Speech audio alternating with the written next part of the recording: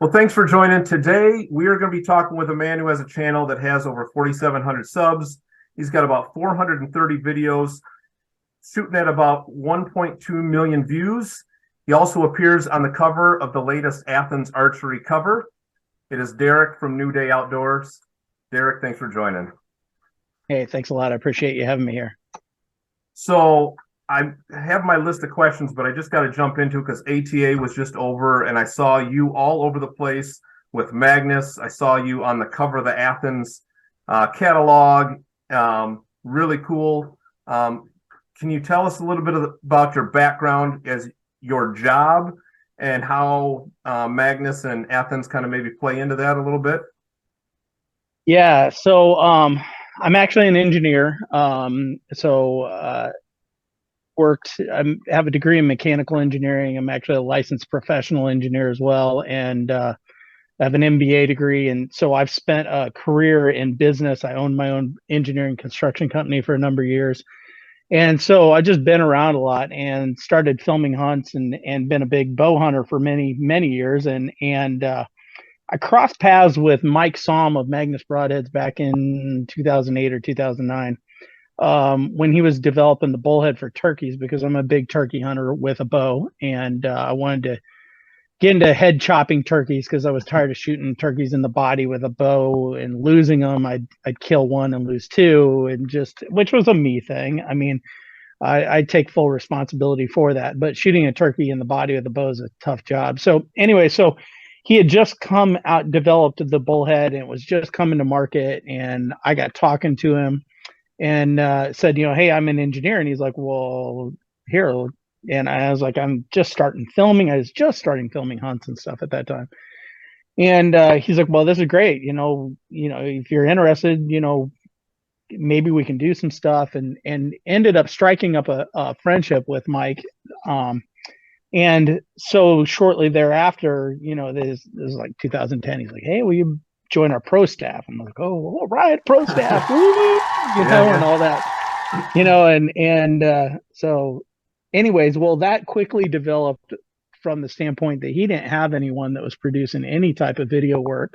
And this is my video content way back then was garbage, but he didn't have anybody. And I'm an engineer, and so he's bouncing product ideas off of me and improvements. And the bullhead, when it came out, was it was just the head, and we didn't really understand the physics behind it and how the arrow plays into it and everything. And so he and myself and a guy by the name of Woody Sanford, we really went down a rabbit hole and figured the whole system out. And so then I just developed a working relationship with Mike. And so all of a sudden I was no longer a pro staffer for Mike. I was basically his engineering and his right-hand man. And that started in probably, I don't know, 2011 or so. I mean, he put me on a plane. We went to the NWTF National Convention together and had a booth down there. And, that led into, things just started to snowball. I mean, that was where I met Dave Smith and Brad Cochran from Dave Smith Decoys and became friends with them, and long-term relationship with them because they were at that time pioneering in the turkey decoy market and everything. And they latched onto me and like, hey, you're filming and all this. So you start building all these relationships. And I don't know, it was somewhere around that 2011 timeframe where Mike said, hey, come to ATA with me as well. And so I've been going to ATA with Magnus Broadheads ever since. And so my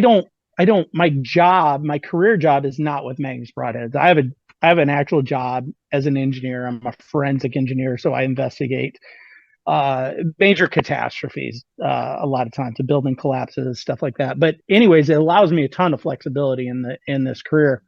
And so I do a lot of R&D and engineering for Magnus. It's allowed me to expand other relationships, Magnus, Dave Smith Decoys, Hot Shot Archery, and a few others. And so that's why I'm always at ATA. I'm always there working. I'm helping Mike write orders for the next year. The Athens archery thing actually started at a year ago's ATA when one of their engineers happened to come over to the Magnus booth and was talking broadheads with me. And I was showing him our Black Hornet broadhead that Mike and I designed together and back in 2014 or so. And so we got talking, and happened to be guy by the name of Nate Sellers, Average Jack Archery. If you're into YouTube channels, Average Oh Jack, yeah, that's Nate. Nate's one of my good buddies.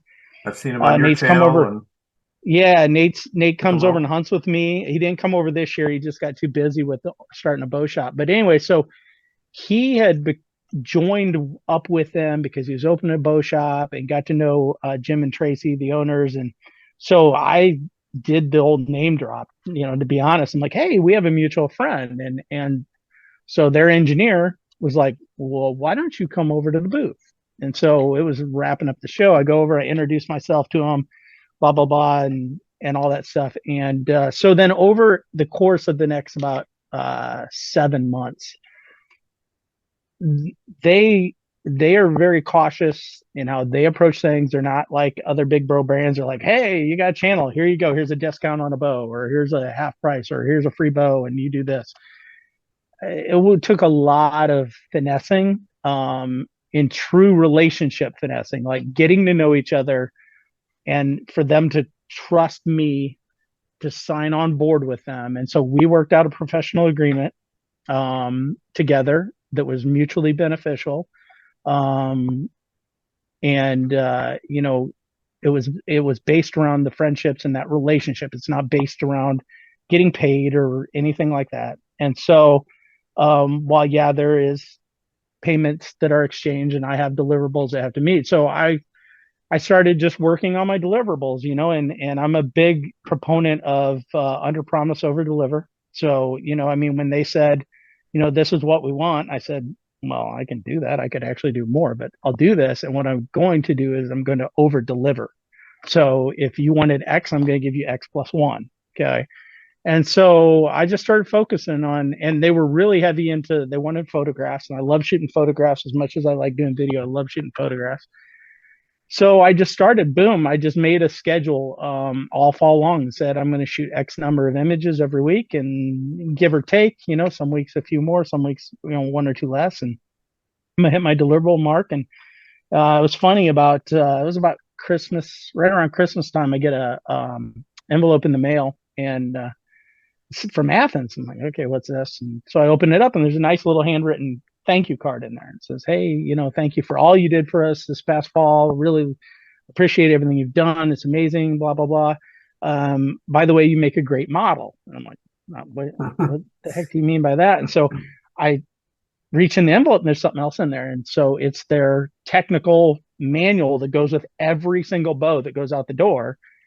And one of my images, which is of me too, I took the photo and I'm in the photo, which is a whole nother art in itself, is how do you do this with professional equipment. But anyways, is the cover of that. And I was like, oh my gosh, wow. Like that's pretty freaking cool. Yeah. So then I go to ATA, and it was like day one over there, and I'm told Mike, I'm like, I gotta get over to the Athens booth and say hi real quick, and I'll spend more time with them later. But so I go over there, and they're busy, and so next thing you know, Tracy frees up, and she said, "There's my model." I'm like, "Hey," I go over and give her a hug, and we're laughing and stuff, and talking real quick, and she goes, "Did you see your picture?" I'm like, yeah, you sent me the catalog in the mail. She goes, no, dummy. She goes, on the booth. I'm like, what? And I walk around, and I had to walk past it. I walk around. She grabs me by the hand and drags me around there. And there I am, larger than life, on the side of the Athens booth. And I was That's like, funny. dude, that was like the most surreal moment in my whole hunting, quote unquote, job, industry career thing. I was just like, because I remember going to ATA in like 2009ish or whatever. I don't remember, 2011, whatever the first year was that Mike invited me. And you walk in, and you're like, oh, like this is crazy. All the brands, everything you could ever want. I mean, it's a Disneyland for hunters, and all the names are there, Michael Waddell and Lee and Tiffany and all that stuff and everything, and you're just like overwhelmed. Well, then Yeah. as the years go by, you're not overwhelmed anymore. You're just like, this is another day at the office, and it's fun. Don't get me wrong. It's a lot of fun. And, and since then I've gotten to know all the big names, in the industry and stuff like that. But, anyways, but I remember that first time going, wow, it's cool. Cause you see like the Matthews booth and somebody's on it, or the Sitka booth and somebody's on it. You're like, wow, that'd be so cool. And then you're like, this year I was like, holy crap. I'm that dude. I was like, wow. I mean, Yeah, I took a picture. I texted my wife. I'm like, you aren't even gonna believe this. Like, I can't even. I was speechless. yeah, So yeah. So that's how all that went down. It's been a wild roller coaster ride, that's for sure. It's been a lot of fun, but yeah. it's all based on friendships and relationships. I mean, it's never like a brand saying, well, here's our decoy, hunt over this and we'll pay. It's like, nah, time out, time out, time out. No, I'm not going to, I've turned down a bunch of different offers to join different actual legitimate hunting TV programs, whether it's being on it or in the editing aspect or in the filming aspect, because it would mean that I would have to leave Magnus because that show or that group is sponsored by XYZ Broadhead or XYZ Decoys, and I'd have to leave Dave and Brad Smith and Greg Hogan. I mean, three of the greatest guys I've ever met in the hunting industry, there's actually one I talked to at ATA, and they were like, I walked up to them, and they're a very popular one that 99% of the people know who I'm talking to if I drop their name, and I'm not going to, but they said, I walked up to, because I know all the guys, and say hi. It was the last day. I'm like, hey, I probably want to see you guys again for a while, but just want to stop and say hi. And they're like, we were literally just talking about you. I'm like, yes. And they're like, no, we were. And one of them goes, yeah, if we could get Derek on board. And the other one goes, there's no way. He's got too many other deals and sponsorships, and he'll never leave them. And I won't. You know what I mean? I unless something goes sideways. But I firmly believe on building relationships in this industry and playing that long game, and it'll work out. So that's a long answer to what you asked, but I think that covers the bulk of it. So Yeah, yeah, that's very cool. I know the company I work for works in fasteners. I won't get into all that, but we used to have representatives that would go to ATA as well as SHOT Show. So in 2019, I got to go to SHOT Show, and I've been begging to have them let me go to ATA, and our company has decided we're no longer having a booth there, and I'm kind of bummed because I'm like, I would love to go to that. Obviously, you have a YouTube channel. I'm sure you spend at least some time watching YouTube. When you're watching yeah. YouTube, what kind of stuff are we going to see in your search history? Is it going to be hunting? Is it going to be some photography stuff? Is it going to be, I'll be honest with you, I find myself trying to sometimes looking at videos by a company called Think Media on how to use better thumbnails and better keywords and stuff like that. But anyway, just in general, what kind of stuff are you watching on YouTube? Almost no hunting. I consume almost no hunting content. What? I do subscribe to a lot of different hunting channels, and a lot of them are people that I know, or occasionally there'll be one that really clicks. I'll be like, man, every once in a while I'll check in on that. But I watch very little hunting content, and there's a reason for that, which I can get into. But really, most of my search stuff, what my viewing stuff, a lot of it is camera related, a lot of it's filming related stuff. Um, uh, if I'm just researching something in general, how to fix something out in my barn or whatever. I mean, but it's almost no hunting stuff, honestly. And I try and stay away from current event stuff on there because that just gets depressing too. Yeah, But yeah, I mean that type of stuff. I look for the main reason I don't consume hunting content on TV or YouTube is that I don't want it to influence me in what I produce, because I feel as though the bulk of hunting content still to this day is pretty much the same as what Jackie Bushman was doing in the early 1990s. Like, there are so many things, whether they are professionally produced or at a low amateur level, that you could literally take and put Jackie Bushman's head on them from 1991, and it's the same crappy stuff, yeah, and it's not that it's bad. It's just like it's just the same regurgitated platform. It's the same format, and it just gets old. But it is hard, in everybody's defense. It's hard to come up with a new way to film a deer hunt or a new way to film a turkey hunt, something like that, or any hunting content. So I don't watch much of it because I don't want that to influence me. So what I do is I watch other creators that probably, quite frankly, aren't even would hate me as a hunter, Right. so, but there's some guys that one of my favorite content creators out there is a guy by the name of Josh Yo. He's got a channel called Make Art Now, and really, I wish he'd produce more content. But I think he's moved on to bigger and better things than what he produces. But I watch a lot of him. I watch a lot of Peter McKinnon's stuff.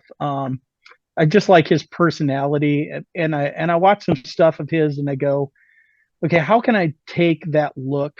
How can it when he does like some sort of product? Like the other day, he was at a hat producer's place. They made hats, like cowboy hats, and I don't know, these different hats and stuff. He did this really cool video, and I was like, man, how can you take that feel that he's got there and do a hunting product review type of format or video? I mean, and so I'll look and they not be exactly like it, but how can you just take that and use that as an inspiration to do something? How can you take his enthusiasm for producing, some type of video for some product or a how to? How do you take his enthusiasm and infuse that into your work? So it's not just another, hey, we're standing out here at the tree and I'm going to show you how to climb a tree, or how to use a harness, or whatever. I'm going to show you this rest by XYZ rest company on a bow. And so how do you do that? And so those are the people that I look to. I mean, I've got a laundry list of those type of people that I watch, but again, very little hunting content, unless the only real hunting content I will look up is if there happens to be a specific product that I might be interested in. I'll go down a rabbit hole of like, okay, and I'll watch 10 reviews of a stabilizer for a bow, or whatever it happens to be. Or if I'm just doing research on something, or whatever. So or sometimes if a suggestion comes out, I actually mentioned you before we were recording, like your camera arms. It was actually you did a video and I watched it today and I was like, wow, I recognize that name. And it was your camera arm. I'm like, hey, this looks like a cool little camera arm. I'll check this out. So I did. But yeah, so again, I don't consume a lot of it, but yeah, I just look for artsy stuff, to be honest with you. I mean, Okay. so some of it's pretty hippy dippy stuff that, again, I'm sure that they would hate me for being a hunter, but I just look sure. for areas where I can take a little bit of influence and inject it into what I do. So, like they say, a lot of good review videos should probably start with like a Star Wars theme, maybe like an X-wing flying through. I had one of those. That is probably one of my favorite intros. I think it was hilarious. I thought, kind of innovative, low budget, And hilarious. low budget and cheesy, man. It was the little couch sitting here behind me. I draped a black sheet over it, and actually then the sitting surface was like the desert because it's brown. And yeah, that's what Yeah, I think that was hilarious. Like, I love that. Yeah. So I did a couple of years ago when Casey Neistat was big. Casey Neistat was first of all, he did like 800 and some days of daily vlogging, but a lot of his videos, one of the things he's never been is that he's never been a graphics guy. He's never taken the time to learn it. Now he's worth so much money he could hire somebody, but he's known for not being a graphics guy. So in case he needs graphics, he literally slams a piece of paper down on the table, gets out a magic marker and writes on it. And that's, and what you watch him do it. And so I did, my gosh, probably 4 or 5 videos a few years ago with that type of concept. I'm like, nobody's doing something like this in the hunting space. So how can we do something like that and it look different and, do some different videos? So again, it's looking out at other genres and trying to get some sort of influence where you can do something different in your genre, So I'm trying to stick a little to my format. So question for you, New Day Outdoors, has that always been your channel name? If Yep. not, what was your original channel name? And how did you come up with New Day Outdoors? So I actually did have a different channel. And I think it's called like DE Craig 2000 or something. So when I first got on YouTube, I think it was 2007 or 8. And I just started filming and I just needed a place to upload some videos of me filming my daughter's hunting and my stuff, because you get on forums at the time and you had to use something like Vimeo or YouTube as a hosting site, so then you could embed a link in so people could see them. And I don't know, that channel's got 6, 7, maybe 10 hunts on it, something like that. Well, I forgot the password and I could never reset the password. So I never could figure it out. So I was like, oh, screw this. So I don't know. It was like 2009, 8, 9, somewhere along that line. When I was thinking about doing something more legitimate, I started the New Day Outdoors channel. And at first, I just came up with the name New Day Outdoors. And then in 2010, I actually incorporated it and made it. It's actually a legal business. I mean, I file a tax return with it every single year. So it's a legitimate business. And so it's been going on since, I think it was 2010 is when I started the actual New Day Outdoors channel. How I came up with the name was, I have 2 daughters. Now they're adult age. They're 21 and 23, and they hunted. Always, well, they still do. My oldest, she's kind of over it, but she loves it. I mean, she just, it's not, I mean, it's her thing, but she's a fair weather. Just like, I mean, if we had the perfect day and she knew she could kill something, like, Dad, can you guarantee we're going to kill something? She'd go. But my youngest is still ate up with it, even though she's in college. She comes home whenever she does. But anyways, going back to why I chose that name, with 2 girls at the time being little kids. And I worked a lot with youth and other projects and stuff. And I wanted something that was positive.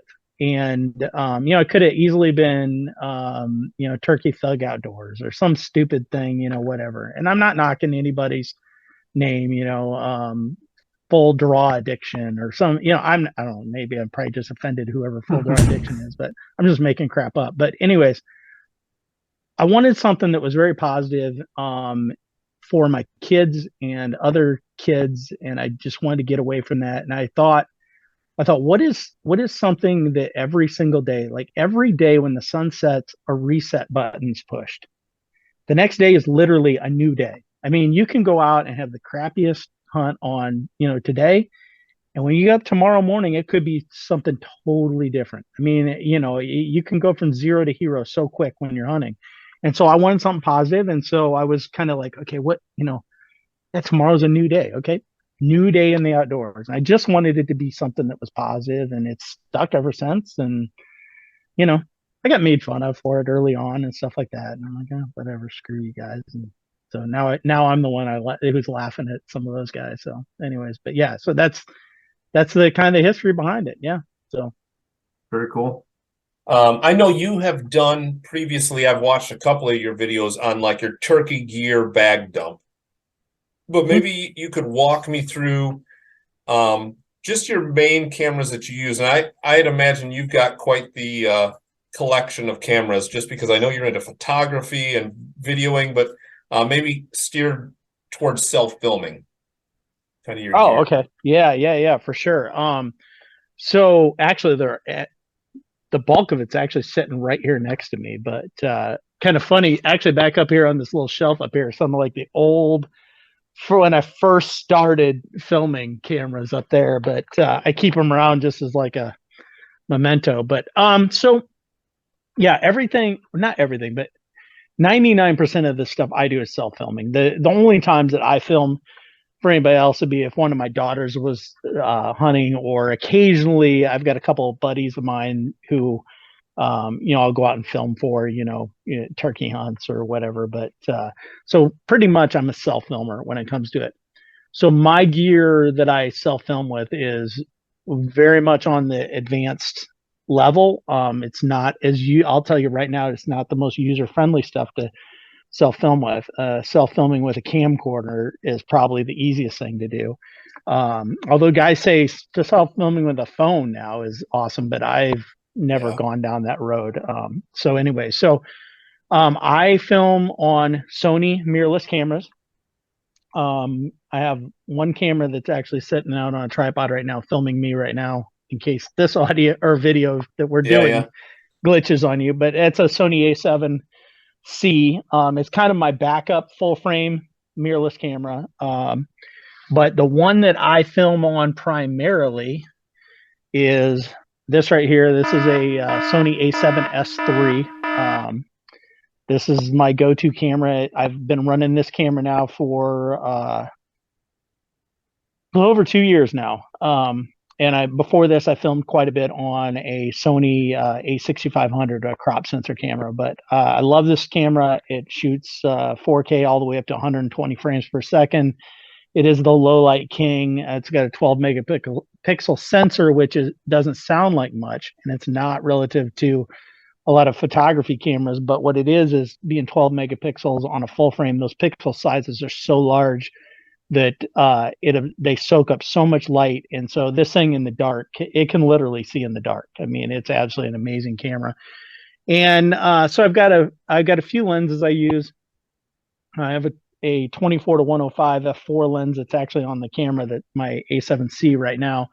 This camera that's on here is a Sony 20 millimeter. It's an f 1.8 lens. I use this for a lot of my wide angle stuff. So if I'm in the turkey blind or deer hunting and I'm going to do a self interview, this is the camera that's going to be sitting here. It's got the beautiful flip out screen, so I can sit here and frame things up. I can get my wide set up, establishing panning shots, stuff like that. So, it's just an awesome lens. Most of my hunting stuff then is filmed on a Tamron 70-180 f.8 zoom lens. Love this lens, the 2.8. That is a fast lens, fast meaning very wide aperture lens, so it does very well in low light. And 180 millimeter for me is more than enough in most bow hunting situations. I'm really not a big gun hunter. I do occasionally gun hunt deer, but even when I gun hunt deer, most of the stuff is, within 75 yards or so, and this is more than enough lens. So I will take these two lenses with me, and I'll just swap out. When I get to a tree, this lens is always on it, or when I get to the turkey blind, this lens is always on it. And I'll start doing all my setup, my wide establishing shots or whatever. Then I'll flip over to this lens, and then I'll start doing more, establishing shots, just tighter. So you always want to go wide, medium, tight on shots. So if I shoot this particular scene, I want to shoot it wide, which will be on this lens. I'll shoot it medium, which is at 70 millimeters on this lens, and I'll shoot it tight, typically right around 180 on this lens. So I want 3 shots of every single scene when possible. So I'm constantly filming when I'm in a tree. I'm like, okay, I need to get this, I need to get that. So that's kind of the goal. So this is the camera, and these are the 2 lenses that I use quite a bit. Occasionally I'll throw my 24-105 on if I just want to go into something where I don't need the long reach of the 180, and I don't need to quite go as wide as a 20. So yeah, that's basically is my camera, my main camera setup. And then one of the things that I've kind of I was doing it, I think, before it was cool to do it, is a lot of multi-angle stuff, a lot of cameras out in the decoys when it came to turkey hunting, multiple angles when you're in a tree, and that's where I employ the use of action cameras and 360 cameras and all that. So I think I saw a video of yours I think it was from last year turkey season. I think you had put one up on the top of your pop-up blind even. Yeah, actually, is this blind up here, or this camera here? Yeah, this is actually an Insta360 camera. They're 1RC, I believe, is the core on this one. I've got a couple of them actually. Yeah, so I'll take this and I'll set this like in deer season. I saddle hunt a lot, so I use a tethered their hiss attachment. It goes around the tree. I actually like that because of the way the loops are, and so I've got this backpack strap holder, and I can actually shove it down the lips or the loops and clip it on the tree, and it's there to go. And then what I do is I keep all kinds of these. I usually have about 3 or 4 of these with me at all times. These are just an Anchor battery pack, these are a 13,000 milliamp battery pack, and I just stealth strip them, so they're kind of camoed. And I just tape a loop on here, and so I'll hang this up here in the tree, and then I can plug this power right into the side of this camera right here. And when I hit record, I've got this thing set on looping mode. And so it'll just sit here and run on 5-minute loops. Some people record nonstop. I don't like weeding through all that footage. I just run 5-minute loops. And then if something happens, I'm like, okay, I hit start and stop, boom, and I've got that footage. If I just want some establishing shot that I can pan around, hit start. I let it run for a few minutes, hit start, stop, then start it again. When a deer comes in and if I got some action, maybe I shoot the deer or whatever, it's running, it records it all. It gets me drawn because of 360, it gets the deer as supporting footage for my main camera. After I shoot the deer and it runs off, hit stop, boom, you got that footage, and then you can start re-recording it. That's that's a really cool tip that I picked up actually from my last interview with the hunting farmer. And that is just, I guess it's a game changer for me, because it seems like I've gotten busted several times trying to turn on a GoPro or turn on, whatever other camera. You're reaching for this awkward, far away view, and you're busted. Yep. And then, the looping too. Yeah, and I do the same thing. Like here, this is a DJI. This is original DJI action camera, and I've just camoed up the face of it in the case and stuff. I got this little tripod, and again, I can, if I on this, I can slide it down in my loop, in my his strap on the tree, and I can point it down at me. If I'm turkey hunting, this is literally as a Amazon $5 tripod or something like that I sprayed camo paint on. Extend the legs out. Next thing you know, it can sit out there in the decoys, and it's the same deal. I plug a battery pack into the side of it, and I run it on a 5-minute or 10-minute loop or whatever you want. You can do 20 minutes, do whatever you want, and just let them sit there and loop. And in the turkey decoys, if you set one or two of these out within 3-4 feet of your decoys, and you get a bird comes pounding in, after you kill that bird, you just go out, you hit the start stop, and you got the footage. Now arguably, if you had you had some jakes come in and beat up the decoy, you didn't want to shoot them, and then they leave. Well, you're probably not going to go out and hit start stop. You've lost that footage. But but I look at action cameras different than a lot of guys do. I use action cameras to get me from shot A with this camera to shot B with this camera. I don't like action camera footage more than about 2 to 3 seconds of it. So I use it very quickly to get me as a transition from A to B with my main camera. I cannot stand watching somebody who's got nothing but 2-3 minutes of action camera footage. It just looks like garbage to me. I don't like it. I don't like the feel of the footage. It's a personal thing. It's just, so I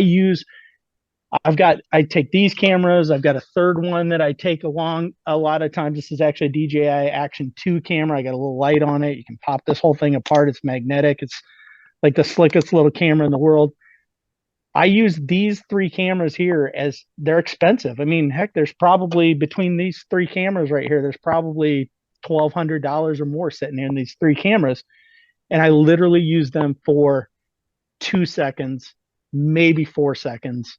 And it's all to get from clip A to clip B with my main camera and make it feel as if everything was a smooth transition. I can't, I don't like the whole, you're filming something, you shoot a deer, and then all of a sudden you get all this type of footage with the main camera, and then you're messing around getting it back. It's like, I use this footage if I can get 2 or 3 angles to get me from the point where I shot him here, and then I lost him, and then get me back around to here and talking about it to eliminate all that other gobbledygook that gets in the middle that gives you seizures when you watch it. So that's kind of how I use it all. I try and get creative with it.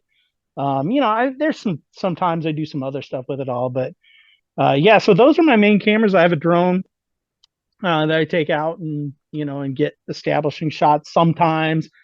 Again, I look at drones just like action cameras. I like drone footage for about 2 seconds, and then after that, I'm done with it. Like, seriously, there's nothing more boring to me than watching a 30-second drone video that somebody's got. But when you start taking those snippets off of all those little cameras, next thing you know, you can build a storyline and tell you a story with your visuals rather than your mouth, or if you're talking, all these different angles can give you footage that you can overlay while somebody's talking, rather than just sitting there in a tree and that camera's just sitting there pointing right in your face. I mean, Right. that's No one wants to see my talking face. it's boring. I do it. I hate doing it.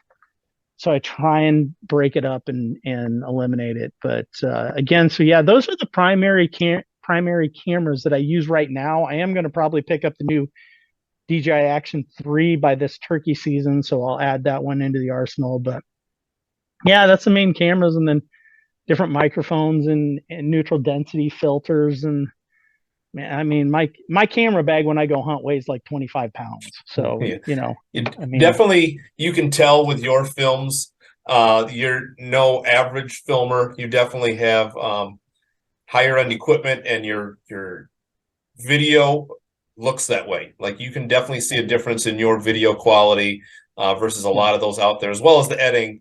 Like earlier this year, you shot a buck with your bow. And we're talking about drone, just I'm curious what drone you have. You had some footage of you out in the field, and your drone is flying around.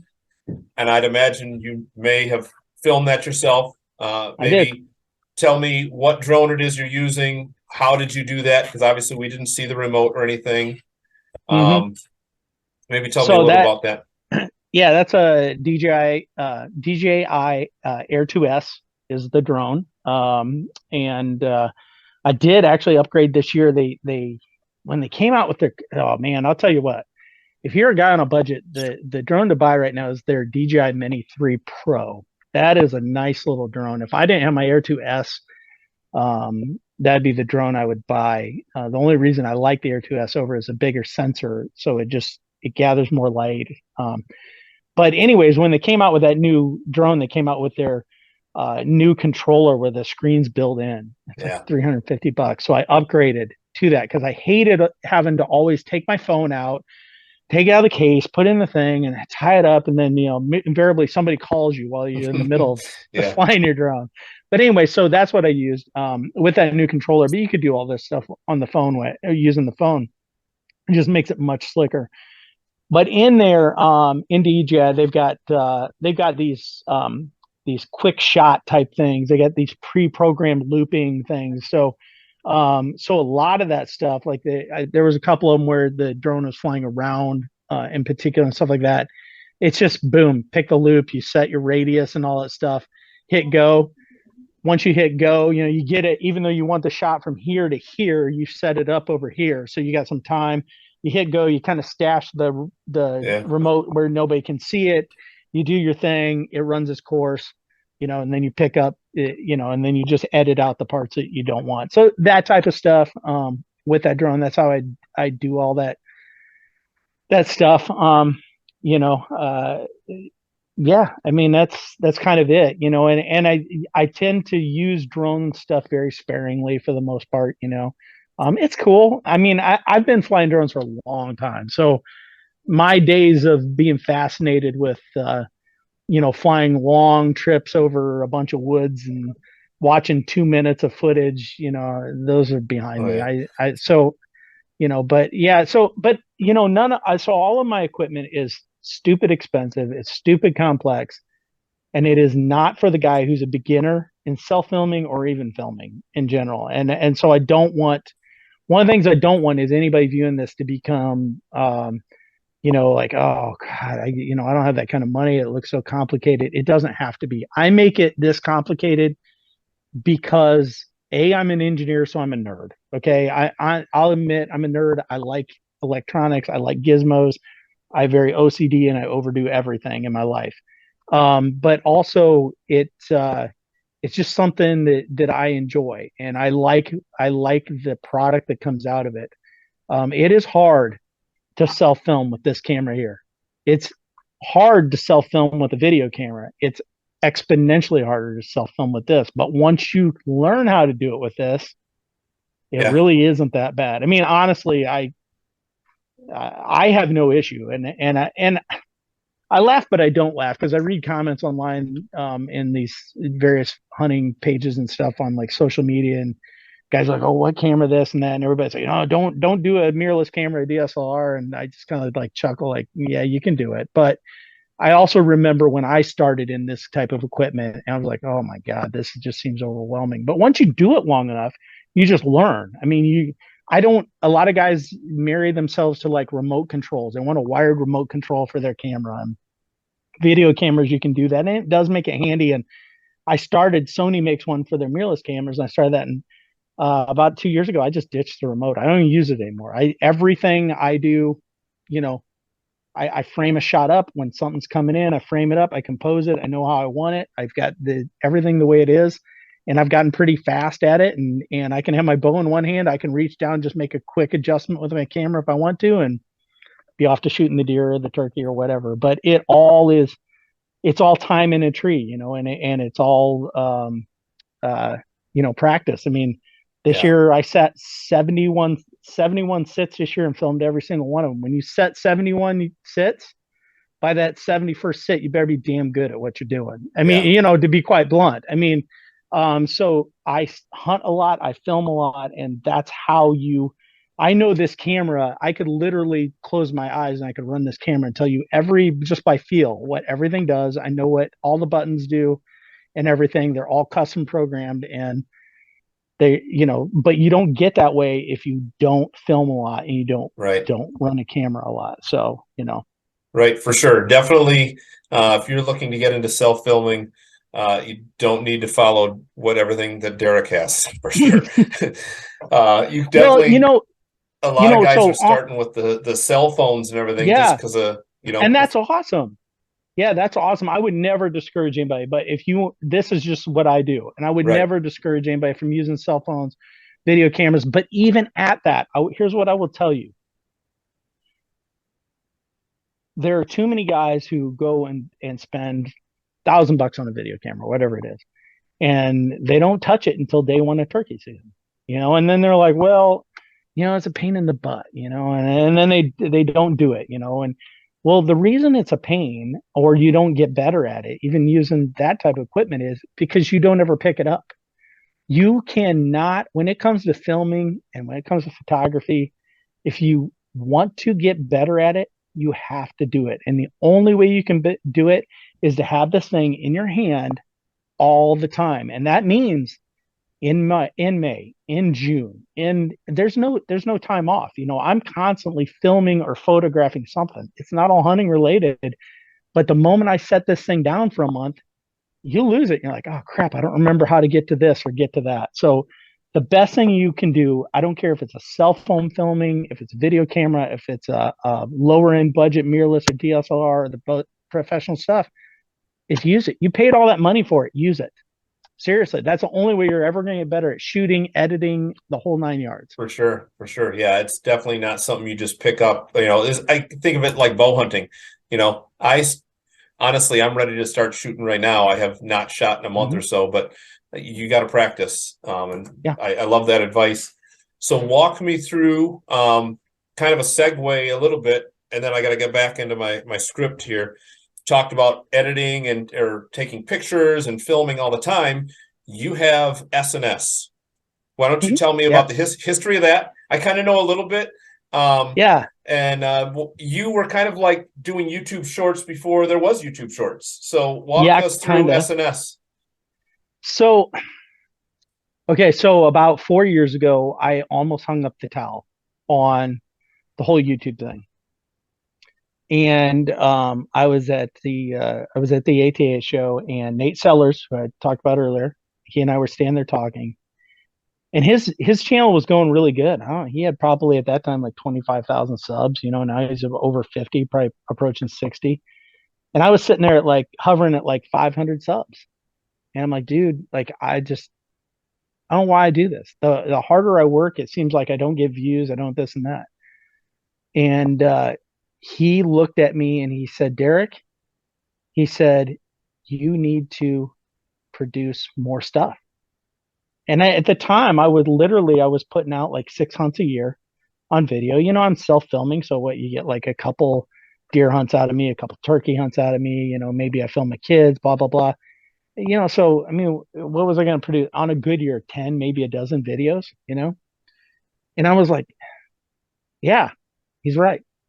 Like, I need to produce more content. I literally was the person that I just told you not to be. I have this camera equipment and I wasn't using it. And so I was like, okay, I came up with the hashtag create more. And that was my motto moving forward. And it's all been that ever since. So the S&S thing stands for Saturday, Sunday. It's S&S the letter N 60. So S&S in 60 seconds. So basically it's a short. Okay. So the whole reason I did that was to force me to create more content, to force me to learn how to tell a fast paced story. Because what I was seeing was that you could produce a 10, 15-minute, well edited, just amazing cinematic piece and nobody would watch it. But I'm watching things, this is pre TikTok. I'm watching these short, crappy, poorly shot videos that were bang, bang, bang fast. And I was like, why are they getting views? And then I started watching on TV. I'm like, well, watch an engaging commercial on TV. Watch an engaging show that's not a long dialogue scene. You throw those out. And if you actually watch from camera cut to camera cut, 1-2 seconds, I mean, everything is bang, bang, bang. And I was like, man, there's something to this. Mm-hmm. So I decided I was going to make these Saturday, Sunday videos. And at the time, I limited them to 60 seconds. Glad I did, because that's all at the time Instagram would even support in a video. Now you can upload longer videos, but Instagram, you can only do 60 seconds. So I'm like, okay, I am going to film every weekend of my life, and I'm going to edit it down in 60 seconds, and I'm going to learn how to tell a story in 60 seconds. 2 days, what happened in 60 seconds? And I had no idea what I was doing and what I bit off, and I was like the car that caught the dog. I'm like, oh God, what do I do with this thing now? Yeah. Or I mean, the dog that caught the car. Anyways, so I took an action camera and it was a little Sony handheld action camera that has since died, and just started filming everything. And then I had no plan. I threw it in a timeline. I'm like, you know what? 1 second's going to be it. So it is 1 second clips, bang, bang, bang, bang. And then I started slowing them down, because if I'm like, well, if I shoot these at 60 frames per second, slow them down, it looks more cinematic. And so I've been now doing it for almost 4 years. Every single weekend of my life, they get published every Tuesday. The only time they don't is if I'm like on vacation or whatever, and I don't have access to my editing machine because there's a PC here in my house.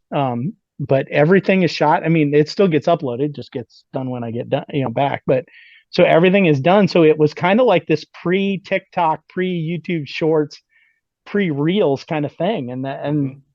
But what it did was it taught me how to tell a story quickly, and it taught me. And there's almost never any verbiage in them. I mean, almost never. So how do you tell a story without speaking? How do you make it engaging? How do you make going to the grocery store in June because there's nothing else going on? How do you make that something you can tell a story that somebody will watch? I mean, and sometimes they're hunting related, if it's hunting season, or if you go and shoot your bow or whatever. But a lot of times it's just life, going out to eat with my daughters and my wife, or, going and visiting my daughter and my oldest daughter at, at her place, and some of them are lame, it just is what it is, but it's life. And again, that's how it all came about. But yeah, here we are, almost 4 years. It'll be 4 years here in a couple months. So very cool. Yeah. I can say that immediately after finding your channel a few years ago, I found it because of Nate Sellers, Average Jack Archery. Mhm. I don't know how. Maybe you guys were meeting each other or something, and stumbled across your channel, and I was intrigued by that. And have kind of followed them along. I can't say that I watch every week, but I watch a lot of those, including a 50-year-old man riding a BMX bike in a bowl. Yeah. Like, Yeah. this is crazy. 53. Yeah. No, that's something I've done ever since I started BMX racing when I was, probably 10, 11 years old. So it was somewhere around 1980, and I've been on a BMX bike my whole life. It's just something I do. I love it. Back in the late '80s, early '90s, I had a freestyle team, and we go around the Midwest and we did trick shows and we compete in contests. And this is like pre X Games stuff, man. I mean, granted, it's not like the triple flips and crap that they do now, but I mean, it was at the time nobody was doing this stuff. We were just Yeah. kids on silly little bikes, and then you got older, and then people are like, when are you gonna give up that kid's bike? And I'm like, I don't think I really need to give up the kid's bike. And so, I still go out. In fact, this weekend I'm going to a big BMX freestyle event in Northwest Indiana. It's like an old school BMX event, a bunch of collectors and stuff. And I'm taking my current ride with me, and I'm going to go. I know some people. I'm going to hang out. I'm going to film it. It'll be my Saturday, Sunday video. There you go. So yeah, it's this weird, goofy. Some guys are into video games, some guys are into golf, whatever. I'm into still being a kid on a stupid little bike that I should have probably hung up years ago, but I love it. That's cool. And everybody's like, you're get hurt. I'm like, dude, I've been hurt so many times. I can't imagine getting hurt now at my age the way I used to get hurt. So anyways, but yeah. All right. Well, you talked about your editing a little bit, that you edit on a PC. Can you tell me what software you have, and how you, just a little bit of the basics about how you go about editing a video? Yeah, so I did the Adobe Premiere for years, Premiere Pro for years. Before that, I did something like Sony Vegas, and then I don't know, about four years or so ago, I switched over to DaVinci Resolve. And I switched over because I got tired of Adobe's subscription plan. I was like, this is insane. I mean, you're paying 20 or 30 bucks a month or whatever it was. Like, this is dumb. And DaVinci Resolve was free. It still is free. And I ran the free version for a couple of years. And then a couple of years ago, I bought the paid version, which was only like 300 or 400 bucks. And it's a lifetime.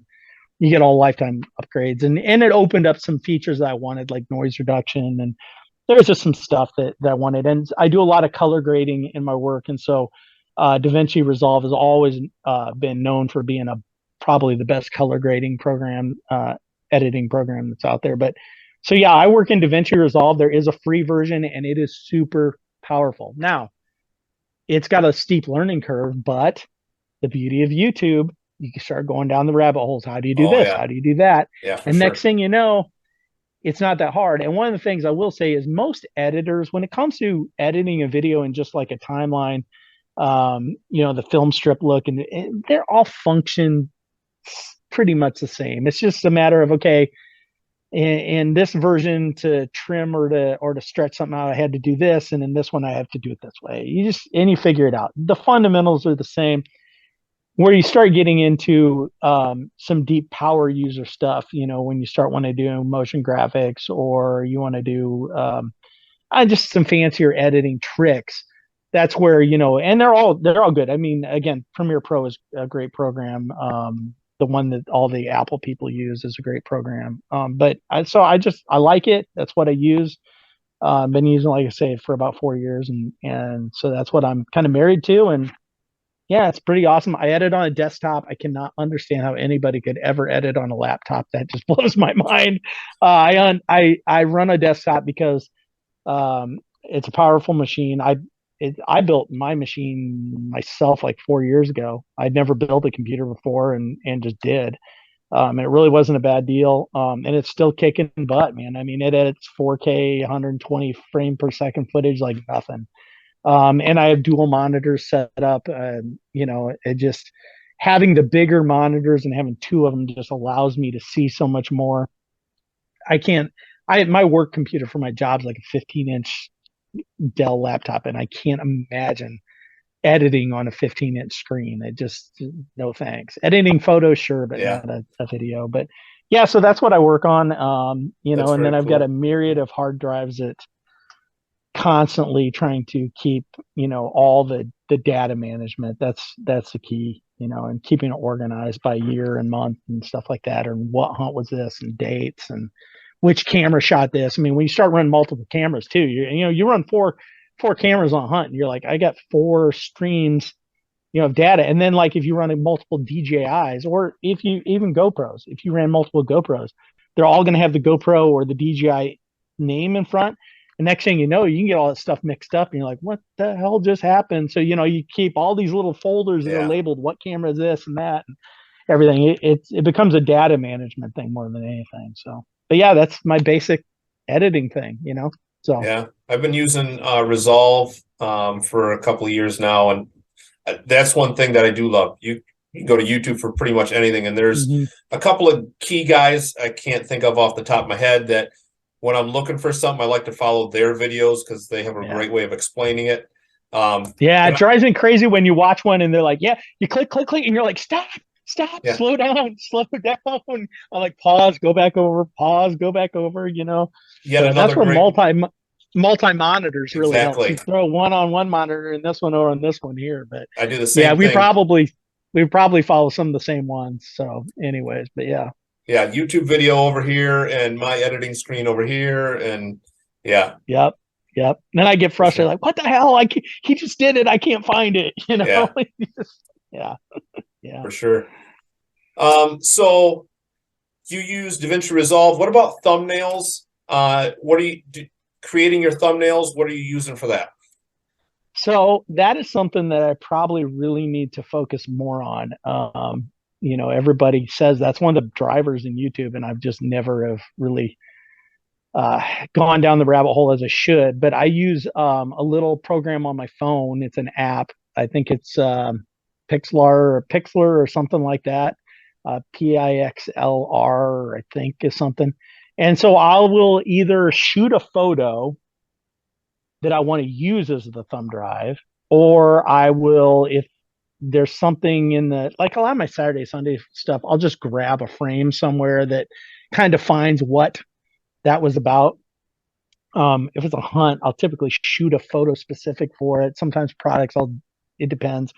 And then I'll just import them into that app on my phone, and they literally have these like little text templates, and you just fill it in, and boom, and I kick it back out, and then I dump it in as my thumbnail. And okay. Arguably, I follow a lot of guys on the different hunting Facebook pages or filming Facebook pages, and they obsess over the thumbnails, and they'll put up like 5 or 6 options, and that's awesome.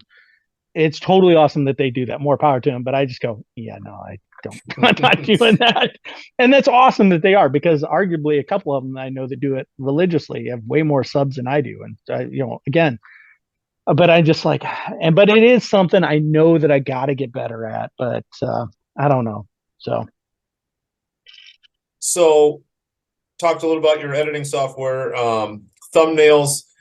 Do you play around with, editing, sorry, not editing, but using keywords and hashtags and stuff like that in your videos, in descriptions and stuff? Been trying to a little more, but I don't enough. I've got some standard hashtags in YouTube. You can have default settings, a default upload for all your videos. So I've got a default page that goes for all videos. Oh, I did not know that. So that's a bonus tip. Oh yeah. If you go into somewhere in your settings there's a default, like every single video will have this in the description. So you can put product links. Like I've got some companies now that offer discount codes. You can use a New Day Outdoors discount code and you can get a discount. And then I get a kickback, so it's like a win-win, I always say, on that stuff. But so yeah, you can have it all set up, and in there you can hashtag some basic fundamental things. And then if I get into something that's more specific, maybe it's one sticking for saddle hunting or something like that, I'll throw in a couple custom hashtags or something like that. But I don't do it enough. I don't do it, again, nearly to the degree I should. It's just it just gets to this thing. I take my YouTube channel very seriously, but at some point you're like, man, I got a job, I got a life, I got, I would rather produce content than focus on those details. And probably if I focus on those details, the subs would go up at a higher rate, and the views would, and the money would.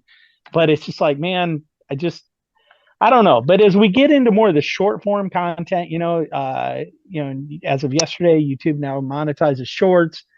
As much as I loathe vertical video, I'm gonna have to start cranking out more vertical type of content. And so I'm going to probably have to start learning a little bit more about what these key tags are. You know, I read somewhere or saw something on YouTube that anytime you want a short, if you just hashtag shorts in the title, that automatically kicks things into the algorithm. So I don't use it, you know, not nearly enough, but hopefully will in the future, you know, so, but. So you and I, before we started recording, we talked about some frustrations, I would say. What would you say is some of your biggest frustrations about YouTube? One of the biggest frustrations with YouTube to me is trying to understand and wrap your brain around why something is hot and something isn't. Again, you know, I've always I enjoy producing content that is at a high level. And you really work your butt off for that stuff. There's a couple of films and a film festival I did last summer. There was a couple I did in a Badlands Film Festival a year ago. And you can go look at the views, and I think one's got like 800 views. Another's got like 300. And I you're don't know like, if I said this in the introduction. I definitely think of your channel as one of the most underrated hunting YouTube channels there is. Like the level of, like, I don't know, quality of the videos is like mind-boggling to me that you yeah, don't have well, more subs and more views.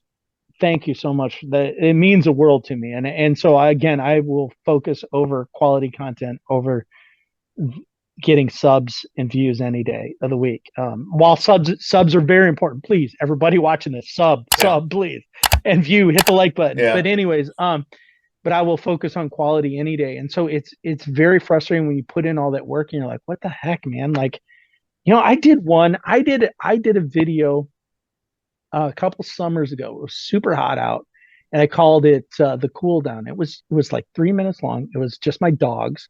There was no narrative. It was a super hot day, and I got out a kiddie pool and filled it up with cool water and let them play in it. Shot the thing. Just I loved. I mean the cinematic stuff. I mean, patting myself on the back a little bit here. I guess I was like, this is freaking awesome. I think it's got like 101 views today. I've got another one called the Snowman. I did like 3 winters ago. My daughter, she was out making a snowman one day in the middle of winter. I'm like, this is during COVID. I'm like, I'm gonna grab a camera and go shoot it. Edit this thing. If it's got 200 views, I'd be shocked.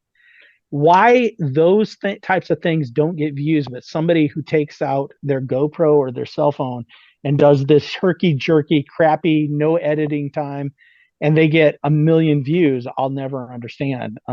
You know, so that's the frustrating part to me. It frustrates me when I see a channel blow up with 20 or 30,000 subscribers, and you go through all of their videos, and all their videos have 200 to 300 views, except for one video. One video will have 2 million views, and because it was some freak of nature content that just and then I see these. Oh, there's one guy in particular, and we're not going to name names. I'm not going to throw anybody into the.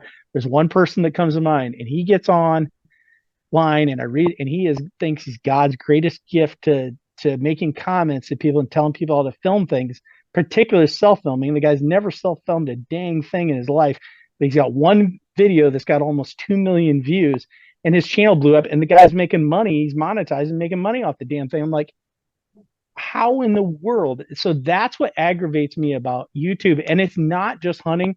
I see guys working their butts off in the camera aspect, in the travel, car related, whatever, and why their channel, and they're making great stuff, and why their channel's just sitting here at 5, 6, 7, 10,000 subs, and then somebody else has got 1 million subs. And it's just like, that's the frustrating part about YouTube. That's the frustrating part about it, you know.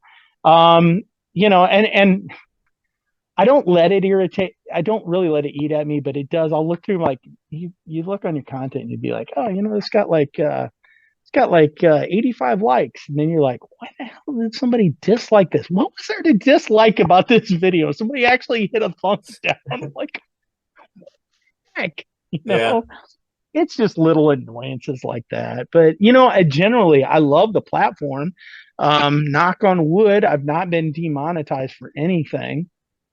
And I know I was talking with Aaron Warburton a couple weeks ago at ATA, and he was talking about the hunting public, and he was like, yeah, he's like, man, we get demonetized for this one and that one. I'm like, dude, like, and granted, you're a bigger channel, but I knock on wood, I've never been demonetized for hunting content, so I can't really complain about that. But yeah, so I don't know. Yeah. It's just, it's hard to figure out, man. It's such a game, and I just don't know that I have time and sometimes the desire to figure out the game. So Yeah, that's definitely one of the things I'm hoping to get out of this series from some people is some tips and tricks that they have that they've seen work, whether it's they change their thumbnail or they hashtag or they use keywords or what is that secret sauce. There's a guy I'm hoping to have a conversation with that has one YouTube short that has 43 million views. And I want to know what's the secret? why? What's the secret to that short? Why? Exactly. Yeah. Exactly. I don't know. I got one. It was a goofy one I did years ago, and it qualified as a short or something like that. And I can't remember. It's got thousands and thousands of views, and I look at it and go, "Why?" Like it was not even good. Like it was something I shot on my cell phone, but whatever. So I don't know. So I don't know. You know. So So obviously YouTube can be a little frustrating. Do you engage? And I already know the answer a little bit, but do you engage on other platforms? I know you have an Instagram and a Facebook. What about, have you rolled into the world of TikTok? no, no, no, no.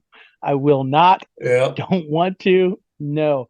I did. I don't know, a couple downloaded the app and set up an account, and I was like, this is stupid, and I deleted it and all that. So somebody could probably run a search for nudie ad to make a liar out of me, like, yeah, he does have one, but no, I've never done anything with it. No, I'm just simply a Facebook and Instagram guy, and Instagram, I prefer Instagram, but I don't do as much. I don't do much with it. I should do more.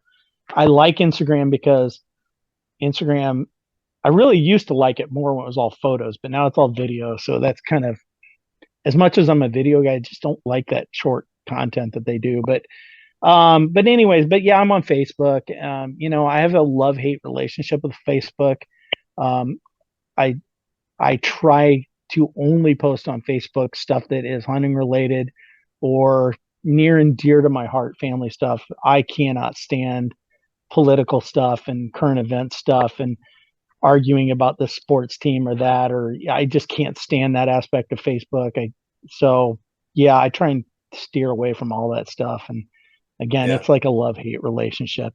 So I'm there with you. If it wasn't for hunting forums and Facebook Marketplace, I wouldn't probably have Facebook at all. yeah, I post every once in a while on Instagram, and I don't have TikTok at all. And my wife tells me that's where I need to be. She's like, man, you post no, some of this goofy stuff on TikTok and it'll go crazy. I'm like, I'm not interested. I don't want the app. I don't want any of the garbage that goes no, along with it. I don't either. I just don't. So yeah, those are my only social platforms. But I mean, YouTube is my go-to. I mean, if I could, if I could eliminate having Instagram and Facebook and only do YouTube, I would. But with my stuff I do in the hunting industry, I have to have a presence on Facebook and Instagram. It's just, you have to. So Yeah. I know I've and it is seen, fun. It's fun to keep up with like family and friends outside of the hunting circles, like legitimate friends of mine, outside of the hunting circles and stuff like that. And some of them get a kick out of, like my mom. That's the only way my mom could ever keep up with what I'm doing is through yeah, Facebook. I mean, and she's also, if it weren't, she wouldn't even know about my YouTube channel weren't for Facebook. So, anyways, yeah, that's funny. so So how do you feel about on YouTube videos, a call to action to like, share, subscribe, comment? Do you do that in your videos? sometimes I do. I mean, not very often. There's always a link in the lower. So one of the things, another default thing you can set up in YouTube is down the right hand corner of every video. You can have a little icon. You put your own. You can use our little YouTube icon, or you can put your own. I have my logo on mine, and if you click on that, it'll take you to us. it'll either subscribe you or take you to a sub screen. I can't remember. Hmm. So that's there, and then at the end, I have an end card at the end of every video I do, that links to another video, and it's got a subscribe button on that. Sometimes not very often. I would say 10% of the time, I will say, "Hey, subscribe or hit a like button, appreciate it." Beyond that, I don't do anything with it. I think that sometimes it comes off as kind of cheesy. I've heard I've heard and watched videos on it where some guys say, oh, it's important, and some guys don't. I think by now everybody knows how to subscribe Yeah. on Yeah. YouTube. If you don't, like, it's not that difficult to figure it out. So I don't want to insult anybody's intelligence. I would rather, while I want people to subscribe and I want people to like videos, I want them to click on to the next video.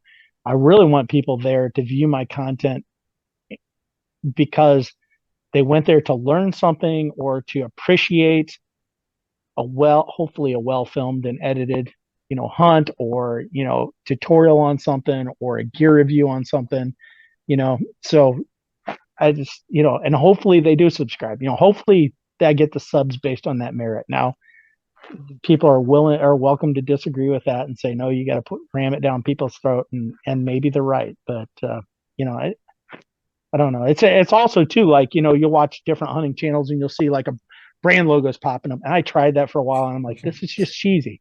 I would rather take just more of a subtle brand approach on stuff, unless I'm doing like Athens says, hey, we need you to do a review video for that bow. Obviously, this bow is going to be, and Athens brand's going to be the subject of that video. Right. But if it's a hunt video, I'm not going to be like, hey, yeah, I hate the NASCAR thing. I want to thank Charmin toilet paper and everybody else that was Yeah. involved in this hunt. Like, no, just make a subtle cut to the bow where you can see the name for 2 seconds.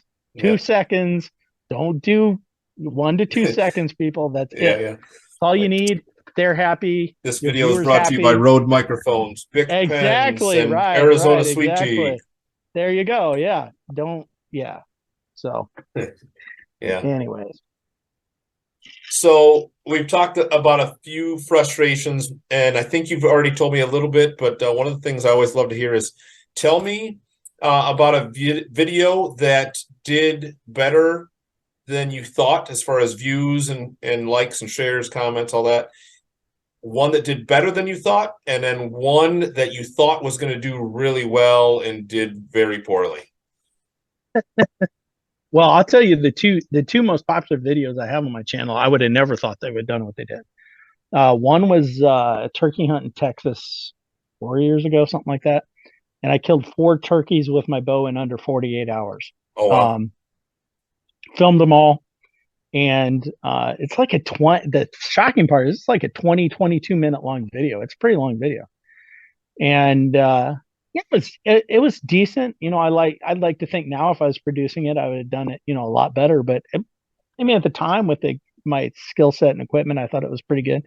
And that thing blew up to close to 500,000 views. So Wow. it's definitely is for a hunting video too. So that's definitely my best video. And so I would have never guessed that because most of my turkey hunt videos, a couple thousand views, if you're lucky. I think I got a couple of Kansas ones that are in the 20 or 30,000 view range. But so that one surprised me. And then I did one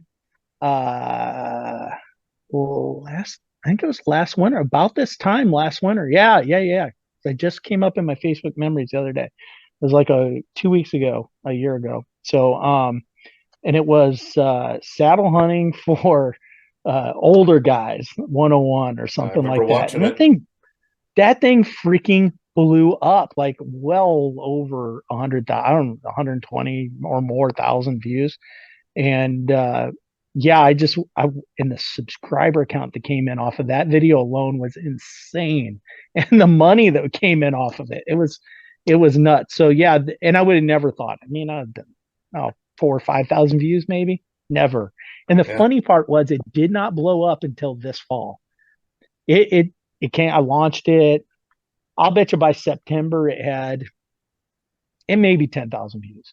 And then September, October, November, that thing just blew up, and it was crazy. So I was just shocked. I just sit there, and I was watching the money come in off of this thing. I'm like, this is insane. I'm showing my wife. I'm like, are you seeing these numbers? Like, this is nuts, you know? So yeah, so that was shocking. So those two probably are the ones that shocked me more than anything. Was um the ones I'm not really shocked now when something doesn't do well. I think I probably mentioned the ones that really I'm probably are the most disappointing. Again, it's ones for like film festivals where a lot of work goes into them. Yeah. I mean, you do like a 8 minute submission for Badlands or the Mobile Hunter Expo for their feature film. 8 minute submission. There's probably 80 hours of work that went into that video. I fully believe it. You know, and and consulting with other people and a lot of people who know what they're doing and taking their feedback and butchering it and re-editing and when one of those videos gets 700 or 800 views, you're like, what the heck, man? So those are probably the most disappointing ones, but they're disappointing just from performance standpoint. But there's still so much more. I love those videos. I mean, and if that's all that type of video will ever get, I will still make those videos because those are the ones that I like making. I like putting in the effort and the time and turning out something that you're proud of at the end of the day. So Yeah, so I know you do kind of self-filming, you do product reviews, and I'd imagine you get lots of comments and requests, I should say, to do reviews on products. How often are you getting those kind of requests? And how do you handle those? I get them a lot more now. Definitely in the last year. In the last year, things have really blown up. And I get them quite a bit. I'd say I probably get a request in my email box or a message box probably at least once a week for something. And most of them I say no. Quite frankly, very. Uh, it all depends. I mean, sometimes it's like, okay, like if it's a trail camera, I've had a couple of trail camera ones send them to me. I'd be like, well, send them to me, and here's the deal. I'll play with it, and if I don't like it, I'm just probably not even going to waste my time doing a review video for it because I'm not going to produce something that said I'm going to tell people like, hey, this is an awesome product, and be like in my mind going, this is a piece of crap. I'm not going to do that. There's no way. And two is I don't really want to get in the middle of dragging a company or their product through the mud. So if a trail camera, and I've had multiple trail camera companies send me stuff, and they're usually some knockoff Chinese thing that you go on Amazon and buy something and they'll send them in and I'll be like, okay. And I take it out and like this thing works 50% of the time, and when I'll put one off my back deck and my dogs aren't tripping it all the time, I'm like, this is dumb. Like I'm not, so I'll get with them. They're like, oh, I'll try this and that. And at the end of the day, I'm like, this isn't going to work out. If I make a video, I'm going to drag you through the mud. You're not going to like it. It's not going to be good for you or I. It's not what I want on my channel. I don't Right. want my channel to be slinging mud at some brand X. And so a lot of times, like, all right, fine, just keep the camera. And so I typically do, and I give it to. I know a lot of people with kids who hunt or what. I'm like, here, give this to your kid. Let them go mess. I can't guarantee how long it'll work, but here's a free trail camera or something like that. So Right. yeah, so I get those. I like to align myself with companies out of relationships. One that actually worked out really well though that I did do was a brand called Dry Code Boots. And they reached out to me. I'd never heard of them. I'm like, yeah, I just I don't know if I want to do this. So I started doing some research. I asked a lot of questions. I said, well, send me some products. And I said, I'm not going to promise you I'll make a video. Send me some products. And they did. And I was like, they came. I opened the box. I'm like, they're not bad. I'll go hunt with them for a while. And did. And I actually loved them. And so next thing you know, it actually turned into a pretty good relationship, And so, man, I got more stinking hunting boots now than I ever could have. You go out in my barn, it looks like a Cabela's in the hunting boots section along the wall, but and all my kids have them and everything else. But yeah, so and it's worked out really well. I like the product and they've liked what I've done. I shot a bunch of images for them, and So it's worked out good. I've got a discount code that I can give people like 30% off or whatever. And so if you use the code and you buy them, you get a discount. I get a royalty kickback. And so it's like, again, it's win-win. But so I refuse to just jump into everybody. I mean, I one about crossbows. They're like, "Where's your crossbow?" And I'm like, "Dude, I'm not a crossbow hunter. I got nothing in it against it. I'm not a crossbow hunter. My viewers know I'm not a crossbow hunter. Me doing a review on a crossbow serves no good to anybody. Like, Yeah. I'm not going to be that guy." So, anyway, so that's how I handle it, really. So, Very cool. Tell me maybe one of the funniest things you've ever had happened while filming a YouTube video. If you can think of one. I know I put you on the spot. oh my God. Well, every time it's funny because it's people aren't going to see this, but it's just like when you started this one, it's like, okay, how many times do I start it and be like, and you look back and it's like, oh my gosh, man, all that. So there was, it's funny now. I can laugh at it. I wasn't too funny at the time. I was doing a video last spring on some ground blinds and I wanted to compare some ground blinds, and for some reason I picked the day when there was going to be like 25-mile-an-hour winds to do a review on ground blinds. That just seemed like a brilliant idea. I don't know what that was about. And of course I didn't have them staked down, and I've got my expensive A7S III on a tripod, and I had a wireless Rode mic on top, and a ground blind picks up, lifts, and smashes into the camera and tripod, and it goes falling over. And I'm like, oh! I'm like total heart failure. Did smash the microphone up, and Rode. I was like, hey, I need to get this repaired. They repaired it for free. I was going to pay them. They were like, no, we'll do it for free. I'm like, really? But thankfully didn't hurt the camera, scratched up the case on the lens, the outer part of the lens and stuff. But now I laugh about it. I didn't at the time. Oh, I bet. Yeah. So, I don't know. I can't think of too many funny things. I mean, there was a time we were turkey hunting in Texas, and we were head chopping turkeys with bullheads, and my one hunting buddy stepped on a bullhead and ran it through his boot. Oh.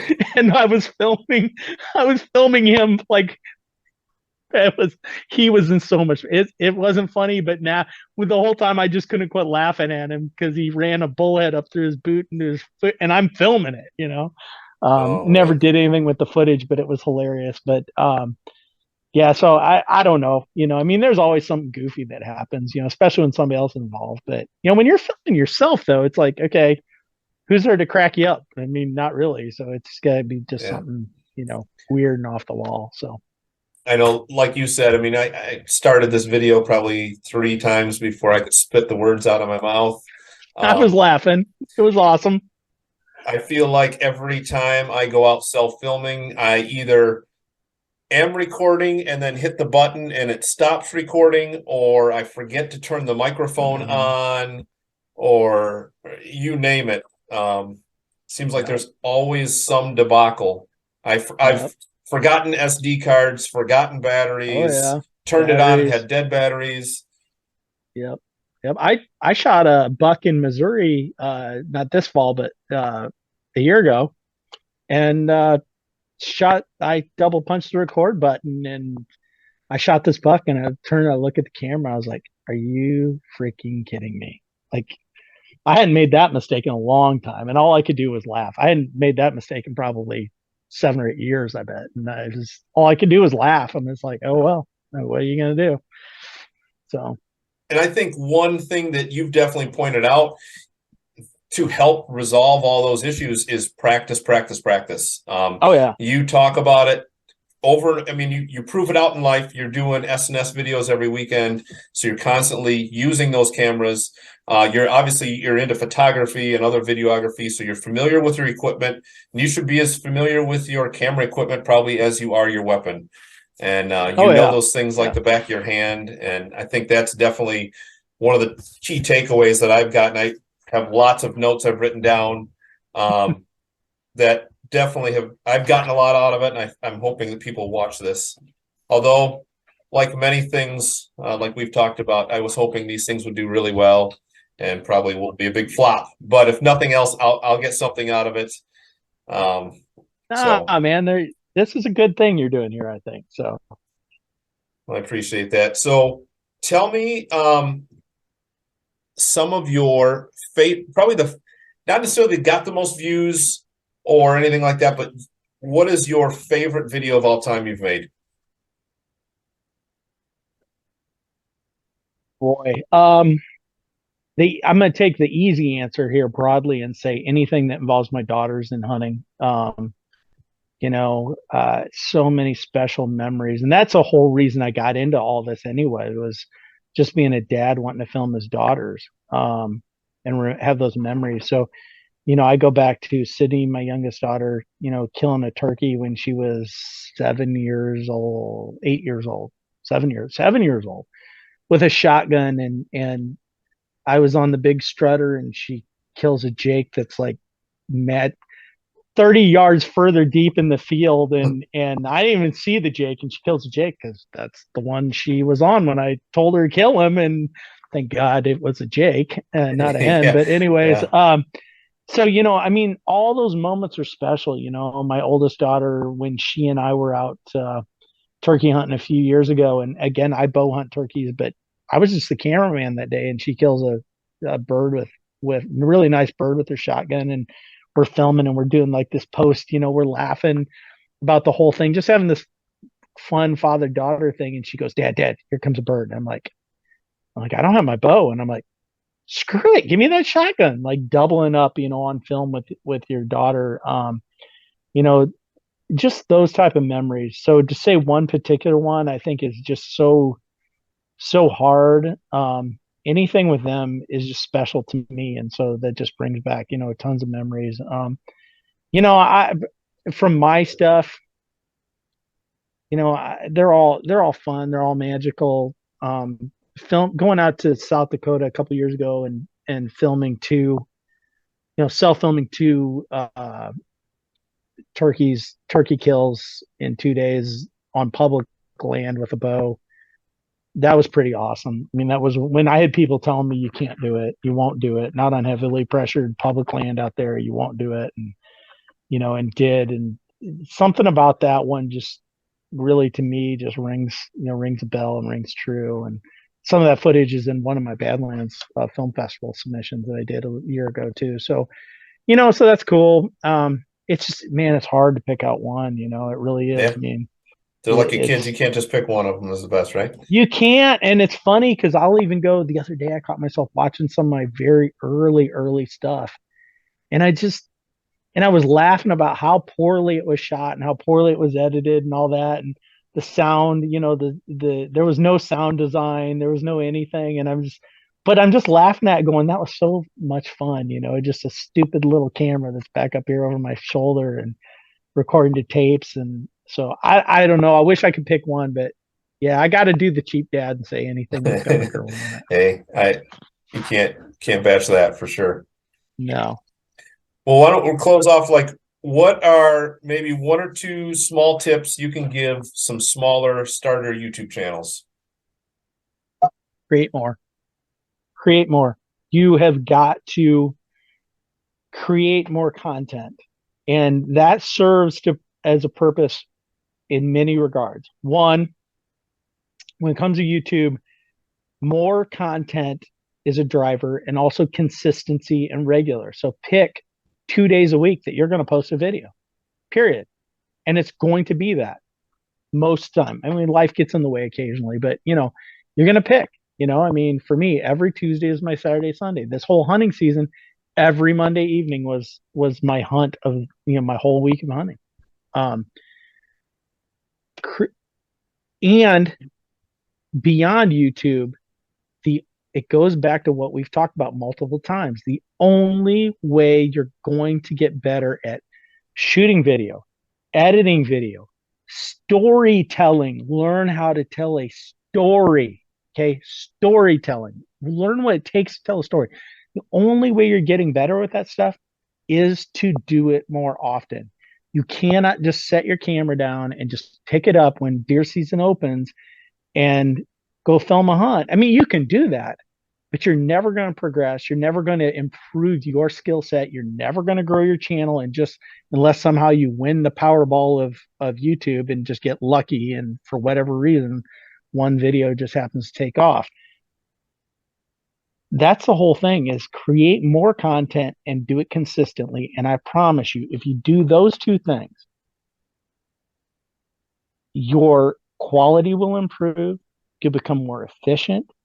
You probably will enjoy it more because, again, you're using it. And so you become more proficient with it. And anytime you get better using something, I mean, I don't play video games because you throw a controller in my hand, like, I don't know what the hell to do with it. I'm sure if I did it for years, I'd be like, this is the coolest thing ever. I watch people play them. I watch my future son-in-law play it. I'm like, yeah, it looks like kind of fun. But if I did it, I'd be like, screw this and throw it. I mean, same if you went and bought some golf clubs and you're like, go out and try and hit them. You're like, this game sucks. But if you do it and learn and better, all of a sudden you're like, hey, this game's kind of fun. And I'm not a golfer. I'm just using that as an example. So I think that that's the biggest thing. I would encourage people to, to look at other content on YouTube, and maybe hunting content's your thing, but yeah, again, for me, it's not. And try and draw inspiration from that. How are other people? How is some car channel? If you're into reviewing archery or hunting products, if that's what you want your channel to be around it to be the focus of, don't go start looking at all the other bow hunting or hunting related review type channels. Go over in the car industry, go over into the computer world or whatever, and start looking at how others who are big at reviewing those products in their space are doing it, and take snippets from how they're doing that and apply them to yours to make you stand out in your niche, in your avenue. Don't copy. If you copy stuff, it's not going to go anywhere. If hunting public blew up because they were the first ones that really wanted to take the public hunting, from a video standpoint to that level. If you want to do that, don't go watch hunting public stuff and copy what they do and expect your channel to blow up. They're not, because the fans of hunting public are going to be like, screw this. They were doing it. I'm going to do that.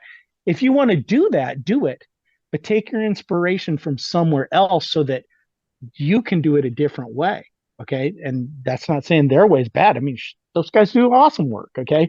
But figure out the way that get in your lane and figure it out. I mean, that's really it. If you're going to be a copycat, then you're never going to grow. You're never going to progress. There's a couple million of those out there already, right? There are. It's saturated. And if you want to align yourself with companies, I don't care what brand it is out there in the hunting industry. If you want to align yourself with a company and you're doing it the way it's been done at tens of thousands times before, no company is going to line up with you. They are not going to. You can be the best guy running a camera, the best editor. If you're doing it the way that it's been done a zillion times, they're like, why should I do that? It's been done that way. Show me something different. Blow my mind with something different, and then I'll join on with you. So. All right. Well, those are some awesome tips. Like I said, I definitely have a lot, even more notes now after that. But I really appreciate it. Appreciate you taking the time to sit down with me and just share kind of some of your thoughts and your input and how you've made your channel what it is today. And I really appreciate it. Yeah, well, I would like it to be bigger. So please, everybody watching this, go click on a link and subscribe, man. Go like every single video. That'd be awesome. Absolutely. I'll have some links to some of those videos down below. If you're subscribed to me, I don't know how you can not be subscribed to Derek over here at New Day Outdoors. It has some phenomenal work. I've been watching his channel for a few years, and definitely check out his film festival stuff. Is like, I mean, big screen movie production here. So super impressed with that. Again, Derek, thanks so much. And for everyone watching, thanks for sticking around. We'll see you guys next time. Thanks a lot. And a big thanks to Derek for hanging out with me today on the podcast. You can check him out on Facebook, on Instagram, and definitely follow his YouTube channel. A lot of great content on there. And also you can buy some of his merchandise. It is linked in the description down below his videos. You can also visit on Teespring to pick up some of that merch. One of the things we touched on a lot was that we need to practice. We need to practice with our tools and be efficient in those. And why do we need to practice? Because we screw up. When we're left to ourselves, we will screw up every day. and I do that in everyday life. One thing I'm so thankful for is that I serve a God who's willing to forgive of all the screw ups that I do on a daily basis. And if you've got questions as to what that looks like and what that's all about, please hit me up, send me a private message. I'd love to chat with you about that. And as always, thanks for sticking around. We'll see you next time. Well, thanks for joining today. We're going to be talking with, Today we're going to be joining, see, this is how I film YouTube videos. I have to take like 50 takes. I do the same thing, dude. This will make bloopers reels or whatever, so.